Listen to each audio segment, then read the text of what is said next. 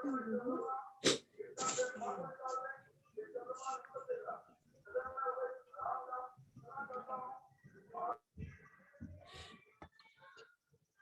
हम लोग pH meter पढ़े थे। आज हम लोग दूसरा सेकेंड इंस्ट्रूमेंट पढ़ेंगे जिसका नाम है कैलोरीमीटर। कैलोरीमीटर का नाम सुने हो कभी? कैलोरीमीटर का नाम सुना है आपने पहले कभी?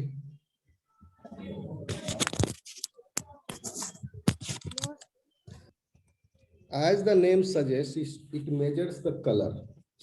कैलोरीमीटर कलर का मीटर है, ये कलर का मेजरमेंट करता है। ठीक है, तो कैसे करता है कलर को मेजरमेंट? ये एक डिवाइस है, इलेक्ट्रॉनिक डिवाइस। तो आपको उसके पहले थोड़ा बेसिक समझना होगा कि कोई भी ऑब्जेक्ट हमें क्यों दिखता है। होता क्या है कि कोई भी ऑब्जेक्ट है, उसके ऊपर लाइट पड़ रहा है, and the light falling upon that object is called as incident light। ठीक है, लाइट पड़ने के बाद क्या होगा उस ऑब्जेक्ट पर? कुछ लाइट जो है वो एब्जॉर्ब करेगा, कुछ लाइट को वो ट्रांसमिट कर देगा और कुछ लाइट को वो रिफ्लेक्ट कर देगा। समझ में आ रही बात? 3 इवेंट होगा।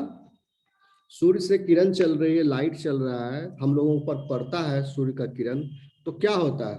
कुछ लाइट तो हम लोग एब्जॉर्ब कर लेते हैं, कुछ लाइट हम लोग रिफ्लेक्ट कर देते हैं और कुछ लाइट पास कर जाता है। अब डिपेंड करता है कि वह ऑब्जेक्ट कैसा होगा।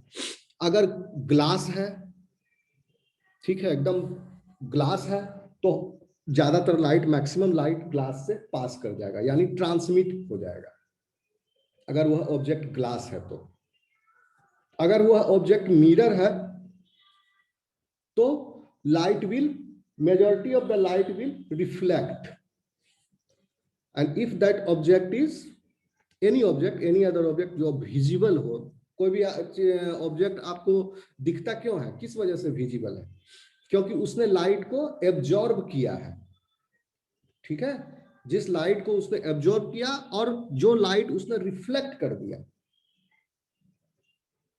जो टोटल लाइट में से जिस लाइट को एब्जॉर्ब किया और रेस्ट ऑफ द लाइट जो है, कुछ लाइट ट्रांसमिट हो गया और कुछ लाइट वो रिफ्लेक्ट कर दिया। तो जो लाइट रिफ्लेक्ट किया है वही, उसकी वजह से आपको वह ऑब्जेक्ट दिखता है। सपोज करो जो उसने लाइट रिफ्लेक्ट किया रेड, तो आपको वह ऑब्जेक्ट रेड दिखेगा।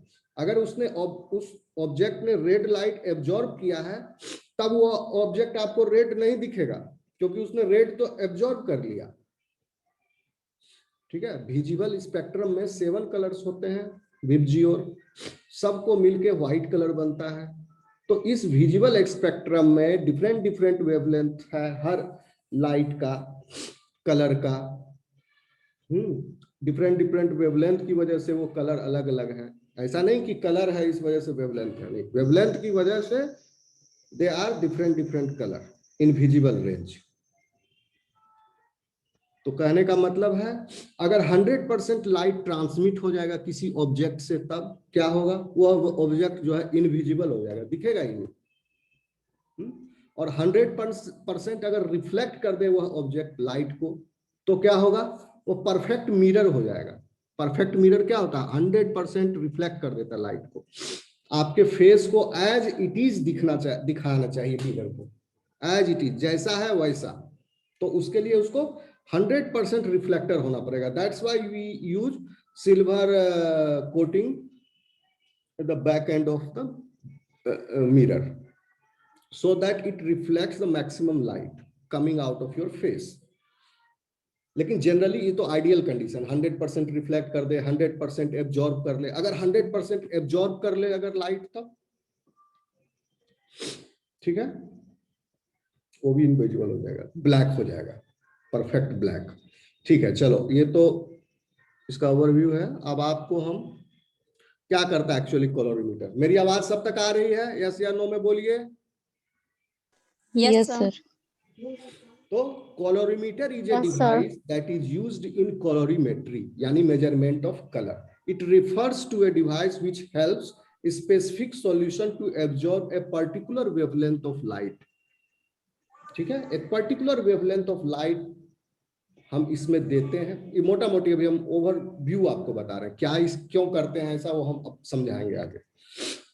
पर्टिकुलर वेवलेंथ ऑफ लाइट को इससे हम सॉल्यूशन के थ्रू पास करते हैं, जिससे क्या होता है, सॉल्यूशन की प्रॉपर्टी की वजह से. तो सॉल्यूशन का प्रॉपर्टी क्या है, the strength of the solution, the concentration of the solution. जितना गाढ़ा होगा सॉल्यूशन उतना ज्यादा लाइट को एब्जॉर्ब करेगा. तो अगर हम यह निकाल लें कि लाइट कितना एब्जॉर्ब हुआ है, एब्जॉर्बेंस लाइट का, तो हम कंसंट्रेशन भी निकाल सकते हैं. अगर आप पानी में चीनी घोल दिए, कॉलोरीमीटर के द्वारा आप पता लगा सकते हो. दो तीन तरह का हम टेस्ट ट्यूब दे दिए, वो आपके सामने सवाल रखती है कि बिना चखे बताओ कि किसमें ज्यादा चीनी है. ठीक है, तो sugar is dissolve in water. 3 परख नली आपको हम दे दिए, तीनों में चीनी डिजॉल्व, एक में 15 ग्राम, एक में 20 ग्राम, एक में 5 ग्राम. अब हम पूछें कि टेस्ट ट्यूब ए में, बी में और सी में किसमें ज्यादा है, कम है, ये आप बताइए बिना चखे. एक तो आप टेस्ट करो, हाँ ये ज्यादा मीठा है तो इसमें ज्यादा गाढ़ा, इसमें ज्यादा चीनी है इसमें. ठीक है, तो बिना टेस्ट और एब्सोल्यूट अमाउंट हम कहें पता लगा, बताओ कितना ग्राम अब मिलाए हैं. तो आप क्या करेंगे, उसमें एक उसका एक रिएक्शन होता है. ठीक है, शुगर टेस्ट का आपको जब पढ़ाएंगे तब बताएंगे. उससे एक कलरिंग सब्सटेंस डेवलप होता है. तो कलरिंग की वजह से, कलरिंग सब्सटेंस एक रिएक्शन करवाते हैं हम, तो जिससे कलर डेवलप होता है उसमें. तो जितना ज्यादा उसमें शुगर का कंसंट्रेशन होगा, कलर उतना डार्क होगा. कंसंट्रेशन जितना होगा उतना डार्क. तो उसी कलर को हम रीड कर लेते हैं कि कितना, जितना डार्क होगा कलर उतना ही ज्यादा उसका एब्जॉर्बेंस होगा.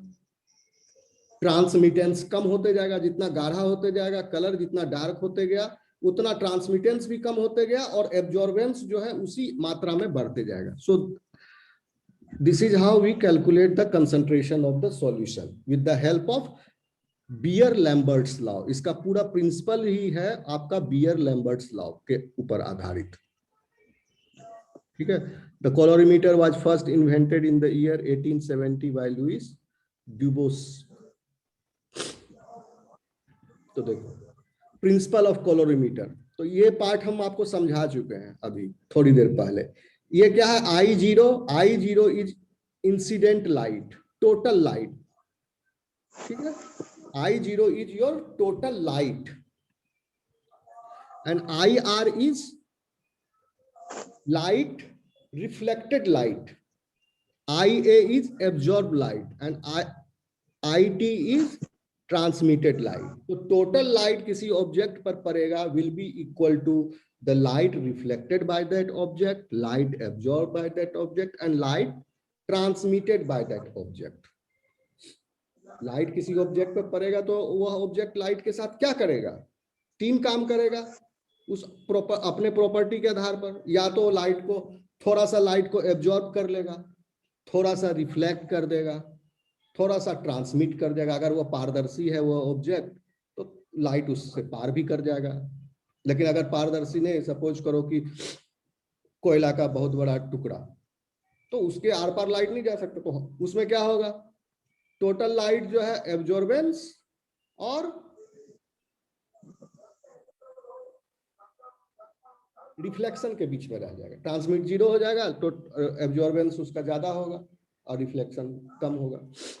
ठीक है, तो किसी इसी तरह कोई भी ऑब्जेक्ट, और इसी तीनों लाइट के कॉम्बिनेशन के आधार पर वह ऑब्जेक्ट आपको पारदर्शी हो, चाहे ट्रांसल्यूसेंट हो, ओपेक हो, या उसका कलर हो, ये सब आधार बेसिस उसका यही है. कितना लाइट एब्जॉर्ब करता है, कौन सा लाइट एमिट करता है, कौन सा लाइट रिफ्लेक्ट होता है. अब हम देखते हैं कि ये कॉलोरीमीटर के केस में यह जो प्रिंसिपल है कैसे इसको हम यूज करते हैं लाइट का. ठीक है, तो एक तो समझने वाली बात है, आप सोच सकते हो एब्जॉर्बेंस. यहां आप दिख रहा है कर्सर मेरा सबको दिख रहा है. यस सर, दिख रहा है. ये देखिए, इस लॉ का नाम है Beer Lambert's law. Beer Lambert's law, एक बियर लॉ है, एक लैम्बर्ट्स लॉ, दोनों लॉ को कंबाइन करते हैं। बियर लॉ क्या कहता है? बियर लॉ कहता है कि absorbance of the solution will depend upon the concentration of that solution, यानी absorbance will be directly proportional to the concentration of the solution, यानी सॉल्यूट की मात्रा कितनी है उस कंसंट्रेशन में, वह जो है एब्जॉर्बेंस डिसाइड करेगा। मतलब उसके आधार पर एब्जॉर्बेंस होगा। ज्यादा सॉल्यूट है तो सॉल्यूट पार्टिकल एब्जॉर्ब करता है तो ज्यादा एब्जॉर्बेंस होगा। And L is path length. Path length मतलब उस सॉल्यूशन में लाइट का पाथ लेंथ कितना है। तो पाथ लेंथ कैसे आप समझोगे?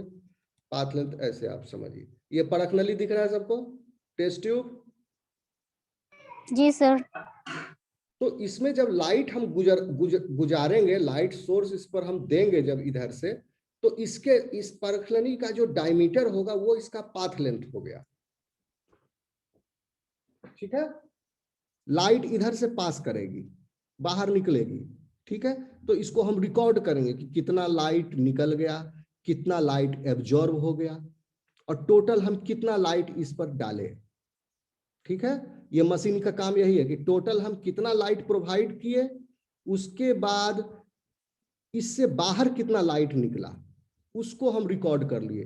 तो वो जो बाहर लाइट निकला उसका इंटेंसिटी को हम माइनस कर दिए टोटल इंटेंसिटी में, तब हमको इसका एब्जॉर्बेंस का इंटेंसिटी निकल जाता है कि इतना लाइट इसका एब्जॉर्ब हो गया। समझ में आ रही बात? जी सर।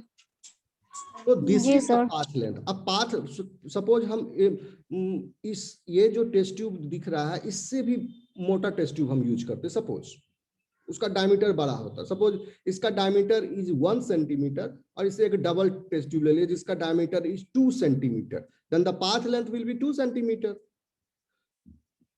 तो पाथ लेंथ डबल हो गया तो एब्जॉर्बेंस भी डबल हो जाएगा, वो लाइट को डबल एब्जॉर्ब करेगा। फिर तो absorbance will depend upon the concentration of the solvent and the path length। ये बात समझ में आई सबको? यही है बियर लैम्बर्ट लॉ, और इस दोनों लॉ को कंबाइन कर दिया गया। ये एग्जाम पॉइंट ऑफ व्यू से बहुत इंपॉर्टेंट, बहुत आता है एग्जाम में। ये सब तुम लोग को नहीं समझोगे तो रट्टा मारना पड़ेगा बाद में। बियर लैम्बर्ट लॉ समझ में आया सबको? Yes sir. ये पीने वाला नहीं बियर आया नहीं सर, है, बियर लैम्बर्ट लॉ है। बियर तो साढ़ के निकलवा लेते कितना एक समय आया था, कितना टेस्ट किया है। तो Beer Lambert law says absorbance is equal to epsilon multiplied by the concentration multiplied by the path length। Epsilon क्या है? मोलर एक्सटिंक्शन कोफिशिएंट, ये कांस्टेंट होता है। ठीक है, तो अब इसमें हम क्या किए, to the sake of our simplicity path length को भी हम कांस्टेंट कर देते हैं। समझ में आया बात? अब एक ही तरह का परख नली है जिसका डायमीटर 1 सेंटीमीटर है। हम जितना भी रिएक्शन कर रहे हैं, अपना टेस्ट ट्यूब में रिएक्शन लगा रहे हैं, जिसका कंसंट्रेशन हमको मेजर करना है, सब परख नली का पाथ लेंथ 1 सेंटीमीटर है। सपोज 1 सेंटीमीटर रखा जाता है। आगे पढ़ोगे तुम लोग अगर रिसर्च के फील्ड में जाओगे तो। सुनने में आ रहा है, समझ में आ रहा है तुमको? जी सर। तो पाथ लेंथ हो गया 1 सेंटीमीटर। अब यहाँ पर एल की जगह 1 सेंटीमीटर लगा दो। सेंटीमीटर में होना चाहिए इसका यूनिट, कंसंट्रेशन का यूनिट मोल्स में होना चाहिए, और मोलर एक्सटिंक्शन कोफिशिएंट का यूनिट है पर मोल पर सेंटीमीटर। तो अगर हम यहाँ पर 1 सेंटीमीटर इसका पाथ लेंथ फिक्स हो गया तो एल इज इक्वल टू 1, तो that means absorbance is equal to epsilon c. समझ में आया सबको? Absorbance is equal to epsilon c. Concentration into path length. कैसे हम एप्सिलॉन सी कर दिए? Absorbance is equal to epsilon c. क्योंकि एल को हम 1 कर दिए ना, फिक्स। ठीक है, इसका छेदा फिक्स है ना, ये जो होल है जिसमें टेस्ट ट्यूब जा रहा है, इसका जो डायमीटर है, इसमें 1 सेंटीमीटर डायमीटर का ही टेस्ट ट्यूब अंदर जाएगा, तो पाथ लेंथ इसका फिक्स कर दिया मशीन 1 सेंटीमीटर। यस कि नो? यस। 3 बार समझा रहे हैं, ये बात समझ में आनी चाहिए तुम लोगों को। Path length is 1 centimetre. तब हो गया absorbance is equal to epsilon multiplied by concentration, तो एल हो गया 1, तो पाथ लेंथ हो गया 1 सेंटीमीटर। तो अब हम आसानी से निकाल सकते हैं ना कंसंट्रेशन। ठीक है, ये मशीन का क्या काम है? ये मशीन का काम है हम इसमें टेस्ट ट्यूब डालें, जो कलर्ड सब्सटेंस है टेस्ट ट्यूब में, और उसका वो एब्जॉर्बेंस ये मशीन हमको रीडिंग दे दिया। यहाँ पर ये इसका एब्जॉर्बेंस है। ठीक है, तो अब जब हमको एब्जॉर्बेंस दे दिया, ये हमको ज्ञात है, एक पता है, एप्सिलॉन पता है, एल तो 1 है ही, तो सी निकल जाएगा कि नहीं निकल जाएगा? जी सर। ठीक है, तो अब थोड़ा सा इसको हम लोग और देखते हैं कैसे होता है। ये सब अभी हम पढ़ नहीं रहे हैं, लेकिन तुम लोग इसको पढ़ लेना। ठीक है, when a colorimeter is used, there is a ray of light with a certain wavelength and is directed towards a solution.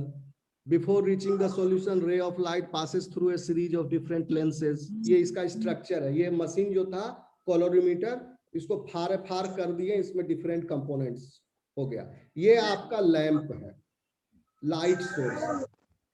ठीक है, लाइट सोर्स में एक स्लिट है ताकि इससे एक रे ऑफ लाइट जनरेट हो सके। यहाँ रे ऑफ लाइट जनरेट हो गया, but this light is polychromatic light, इसमें डिफरेंट वेवलेंथ का लाइट है। ठीक है, polychromatic light. But the principle of light says a particular molecule is having a maximum absorbance at a particular wavelength. ये photo electric effect अगर +2 में आप लोग पढ़े हो, याद हो, H is equal to n nu formula है उसका, तो आपको पता होगा कि हर एटम में यह प्रॉपर्टी है कि वह एक डिफरेंट एक फिक्स वेवलेंथ पर लाइट को मैक्सिमम एब्जॉर्ब करेगा। ठीक है, एक फिक्स वेवलेंथ पर मैक्सिमम एब्जॉर्बेंस होगा उसका लाइट का।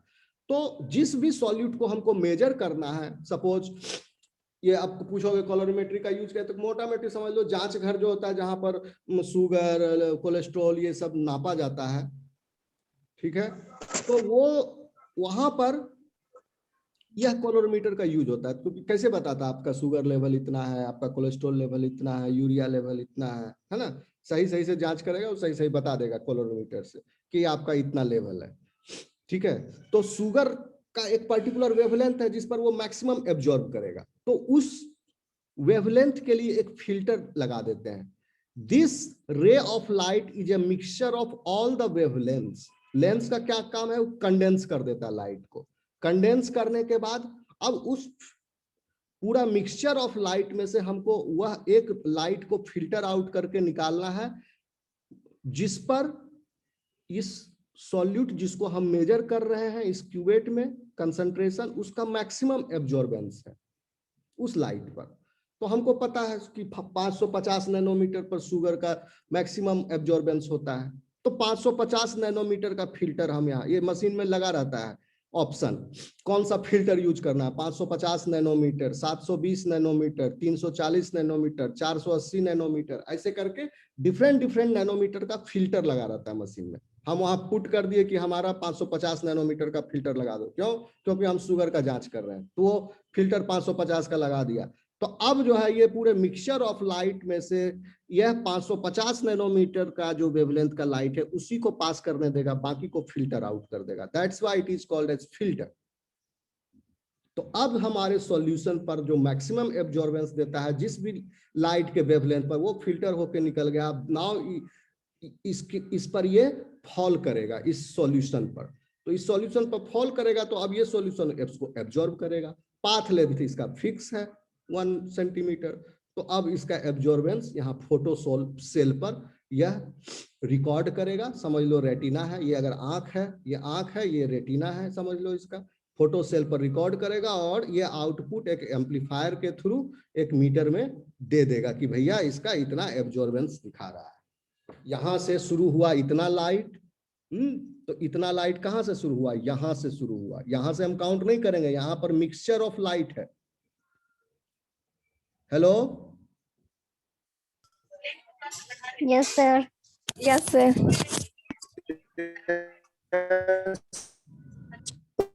Yes sir.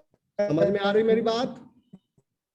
जी सर। यस सर आ रही है। तो ये इस लाइट में से कितना लाइट बाहर निकला, एक्चुअली ये फोटो सेल क्या रिकॉर्ड करता है, फोटो सेल रिकॉर्ड करता है कि ये वाला लाइट कितना बाहर निकला, यानी आई आर कितना लाइट, सॉरी आई आर नहीं, आई टी कितना लाइट ट्रांसमिट हो गया। तो ये मशीन जो है अपने आप माइनस कर देता है, यहां पर कितना इंटेंसिटी दिया, नहीं यहां पर नहीं, यहां पर कितना इंटेंसिटी था फिल्टर होने के बाद, और उसके बाद कितना इसका बाहर निकला। ठीक है ना, ये ओरिजिनल लाइट होगा ना, यहां से ये कैलकुलेट करेगा। इस पाथ लेंथ में एंटर करने से पहले लाइट का इंटेंसिटी क्या था और उसके निकलने के बाद क्या हुआ, फिर इसको माइनस कर दिया इसमें, तो जितना बचा वो एब्जॉर्बेंस हो गया। उस एब्जॉर्बेंस को यह मीटर जो है आउटपुट दे दिया। अब जो है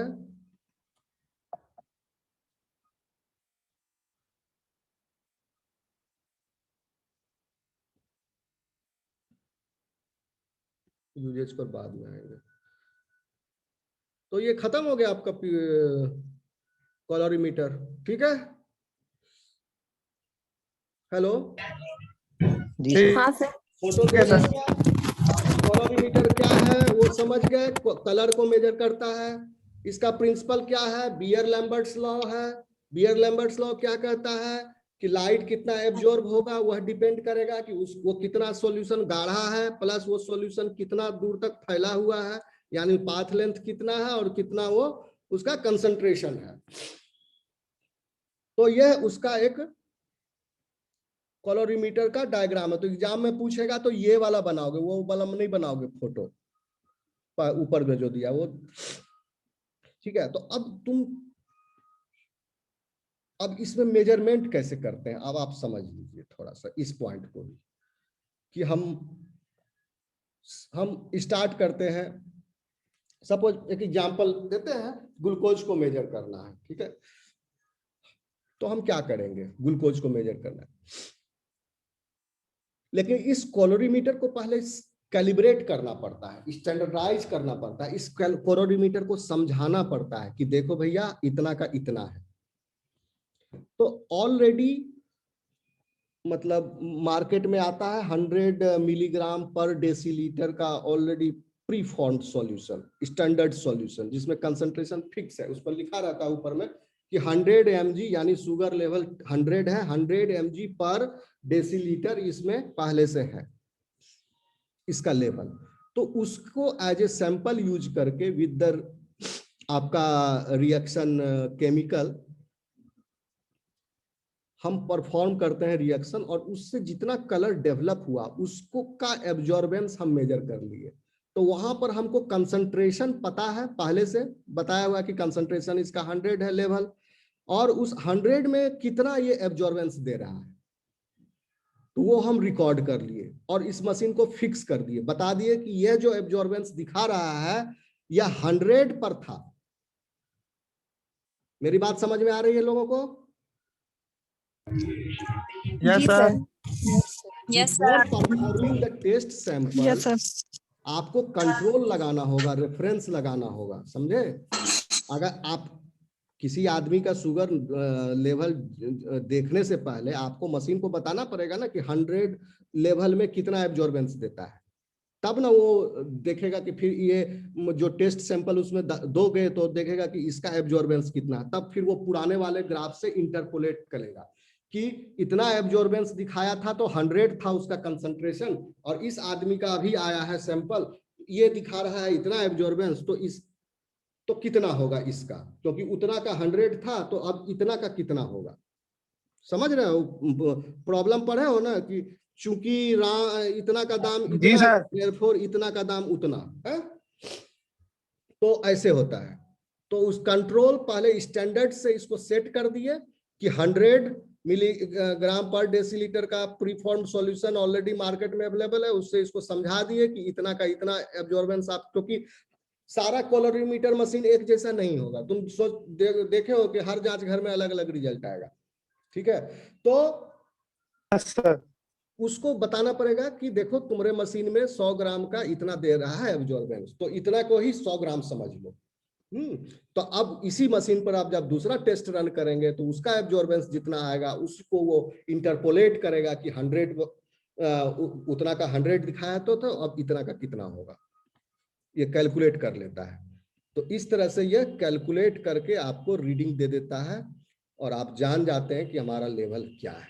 अब हम आते हैं यूजेज ऑफ कैलोरीमीटर। क्या क्या यूज है, बहुत सारा यूज। जहां भी आपको मेजरमेंट लेना है कंसंट्रेशन का, मात्रा पता करनी है कि सॉल्यूट की मात्रा कितनी है हमारे इस सॉल्यूशन में, वहां वहां पर आपको कैलोरीमीटर का यूज होगा। कहाँ कहाँ, लेबोरेटरी में, जांच घर, पैथोलॉजी लैब, हॉस्पिटल, ठीक है, to estimate biochemical samples such as urine, cerebrospinal fluid, CSF, plasma, serum etcetera.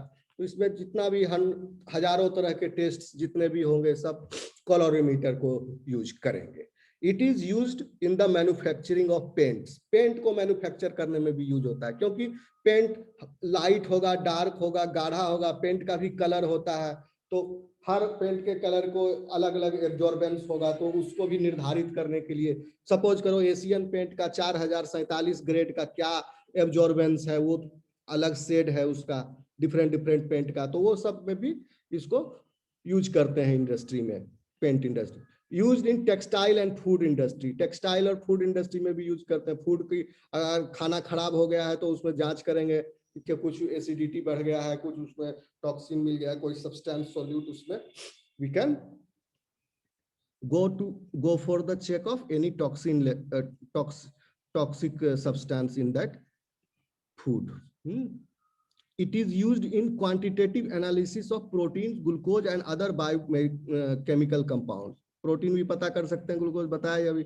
It is use to test water quality. पानी का क्वालिटी भी टेस्ट कर सकते हो आप, इसमें फॉस्फेट कितना है, फ्लोराइड कितना है वाटर में। It is use to determine the concentration of एक ही बात है, हीमोग्लोबिन कितना है, ये बायोकेमिकल लेबोरेटरी टेस्ट में हो गया। ठीक है, तो यहां तक आप समझ गए प्रिंसिपल, यूज, और ये मैं नोट दे दूंगा, तुम लोग बाद में इसको पढ़ लेना। इसमें FAQs भी मैंने कुछ डाला है जो कि एग्जाम में पूछता है बराबर, कि what is the principle of calorimeter, what is the difference between spectrophotometer. यह टॉपिक अभी मैं कवर नहीं कर रहा हूं, क्योंकि स्पेक्ट्रोफोटोमीटर मैंने अभी पढ़ाया नहीं है। नेक्स्ट टॉपिक मैं स्पेक्ट्रोफोटोमीटर पढ़ाऊंगा। तो एक बहुत ही कॉमन क्वेश्चन आता है एग्जाम में, स्पेक्ट्रोफोटोमीटर और कैलोरीमीटर में क्या डिफरेंस है। तो जब मैं वो पढ़ा दूंगा तब वो मैं आपको ये सब बताऊंगा।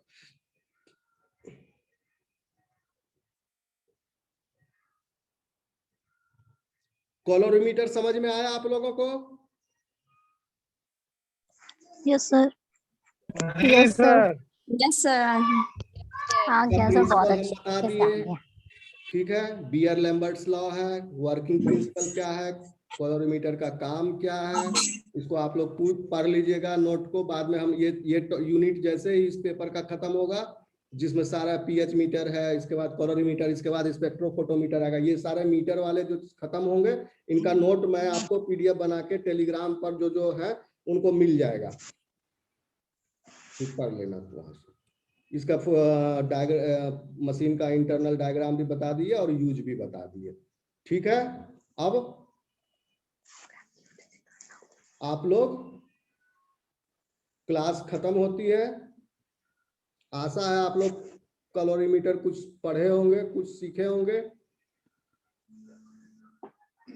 जो लोग लेट से आए हैं क्लास में, नहीं अटेंड कर पाए हैं, मैं रिकॉर्डेड वीडियो यूट्यूब पर देख लेना, और अभी टेलीग्राम पर भी मैं डाल दूंगा। ठीक है जी सर। पूछना है किसी को? No sir. ठीक है चलो।